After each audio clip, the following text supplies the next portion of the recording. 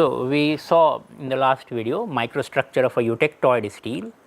Now, let us look at microstructure of a hypoeutectoid steel, and hypoeutectoid, if you remember, is a steel less than the eutectoid composition, which is 0.8. The phases in our diagram is austenite, gamma, ferrite, alpha. This is a two phase region, gamma plus alpha, alpha plus Fe3C, and gamma plus Fe3C. I hope you are gradually becoming familiar with these phases and these nomenclatures, names and symbols: alpha ferrite, gamma austenite, Fe3C cementite, and so on. And the hypoeutectoid steel in our case is a steel less than 0.8, so it will be in this side. So, let us take a vertical line corresponding to our hypoeutectoid steel. So, let me take this line. So, this will be corresponding to a hypoeutectoid steel, and let us consider the microstructure at A, microstructure at B, and then microstructure at C. Corresponding to A, it is a single phase austenite, and you have already seen that that will be a single phase austenite, which will be a polycrystalline gamma.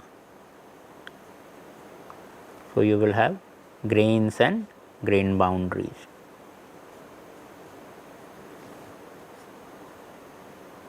Gamma, and these lines which you see in the microstructure are grain boundaries. Now, when you cross this line, the gamma, gamma plus alpha boundary, then you enter into the gamma plus alpha phase field. Notice that austenite was already present, So, the new phase which is occurring is alpha. So, which means if we cross this phase boundary, alpha will start forming. So, to look at the microstructure at B, which is in the two phase region, we can again start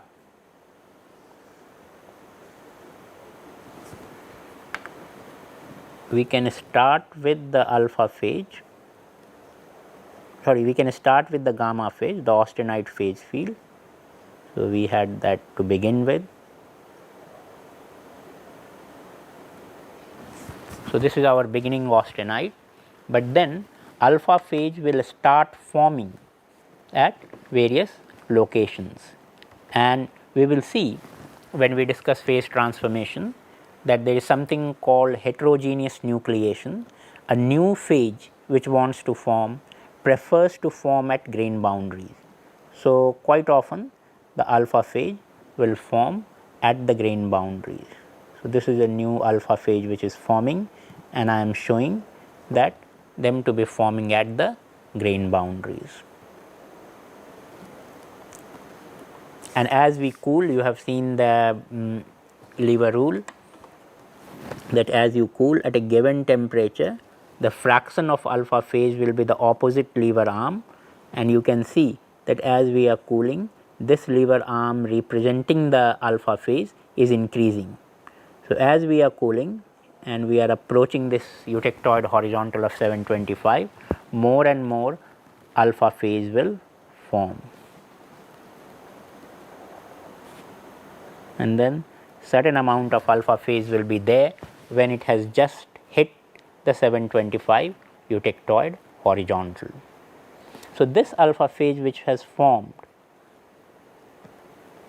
so this is now alpha, and the remaining original phase was austenite, and you have reached, let us say, 725. You have also seen that the composition of gamma, the austenite, will follow the gamma phase boundary. So, the composition C gamma will follow this line, C gamma will evolve along this line and C alpha will evolve along this line, the composition of the alpha phase. So, you can see when you hit 725, the gamma phase now has a composition of 0.8 weight% carbon. So, this gamma phase is at 0.8 weight% carbon and is at 725 degrees Celsius. Recall the eutectoid reaction. A gamma phase of 0.8 weight% carbon at 725 degrees Celsius on further cooling will form alpha plus Fe3C, and that was our perlite. This was the perlite. So, which means in this case we now have lots of alpha which have already formed in the gamma plus alpha phase field, but the remaining gamma, whatever is there at 725 degrees Celsius, is of the right composition, 0.8 weight% carbon, and at right temperature 725 degrees Celsius for the eutectoid reaction to happen. So, on further cooling, this remaining gamma will transform into perlite through the eutectoid reaction. So, at C we will expect a microstructure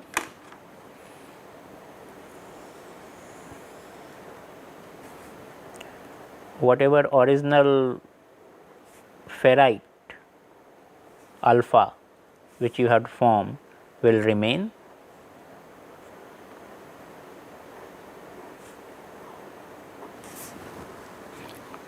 these chunks of alpha will remain, but the remaining gamma will now transform into a mixture of alpha and Fe3C, the perlite, just like it happened in the eutectoid steel. Only difference is in the eutectoid steel the entire alloy transformed into this perlite. In this steel, part of the alloy has transformed only into the ferrite phase, the remaining is transforming into this mixture. So, this microstructure then is labeled as whatever we see, and you can see it in the real microstructure. I am drawing of course a cartoon microstructure, but please access nice microstructures are available on the web. So, you can distinguish between these chunky or blocky alpha, and to distinguish that, and they have formed also at a different time and by a different mechanism. They formed in the gamma plus alpha phase field. So, we designate this alpha by a special adjective pro-eutectoid to indicate that this was not part of the eutectoid reaction. So, we call it pro-eutectoid ferrite or pro-eutectoid alpha, meaning it formed before the eutectoid reaction. And then you have these alternating plates of alpha and Fe3C. So, alpha is there in that also, but we name this entire mixture, and that is we have already named this as perlite, which is a mixture of again alpha and Fe3C. This alpha formed during the eutectoid reaction, this alpha formed before the eutectoid reaction, and that is why we give it a designation pro-eutectoid ferrite. So, a hypoeutectoid steel will consist of, the microstructure of hypoeutectoid steel will consist of pro-eutectoid ferrite and perlite.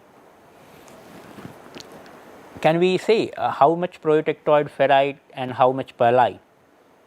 Remember, we did this kind of calculation also for the lead-tin eutectic system, and you can see that there is some similarity of the name also.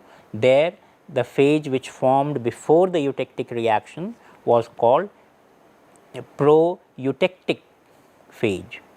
So, there we use the phrase pro-eutectic, here we are using the phrase pro-eutectoid. So, eutectic reaction and eutectoid reaction has a commonality, and one should use the two phrases carefully. When we I did not emphasize it here, so let me do it now. The eutectoid is different from eutectic. In both cases, we have a single phase on cooling decomposing into two solid phases. But in eutectic, which was there in the lead tin, the single phase which is decomposing, the high temperature phase, was a liquid phase. So, if a liquid phase decomposes into two solid phases, we call that a eutectic reaction, and in the case of austenite, which is a solid phase decomposing into two phases, we call that a eutectoid reaction. So, there we had pro-eutectic alpha or pro-eutectic beta, here we have pro-eutectoid ferrite. But the way of calculating it, remember, we should have a tie line, because where was the pro-eutectoid ferrite formed? It formed in the two phase field gamma plus alpha. So, if we want to find the amount of pro-eutectoid ferrite, we should use a lever rule on a tie line which is just above the eutectoid horizontal. So, if I take this tie line, let me call that PQ. So, amount of, let me write, amount of pro-eutectoid alpha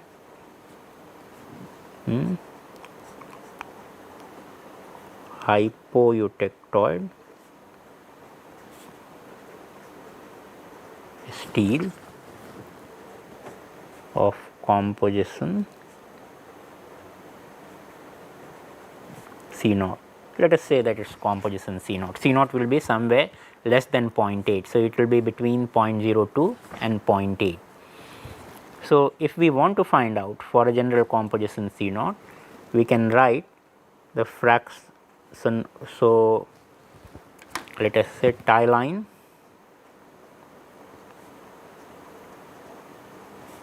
should be just above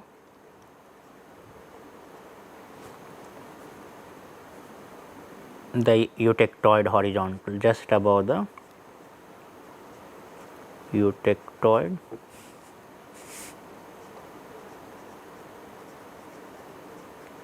horizontal. So, if we now write F alpha, let us say F,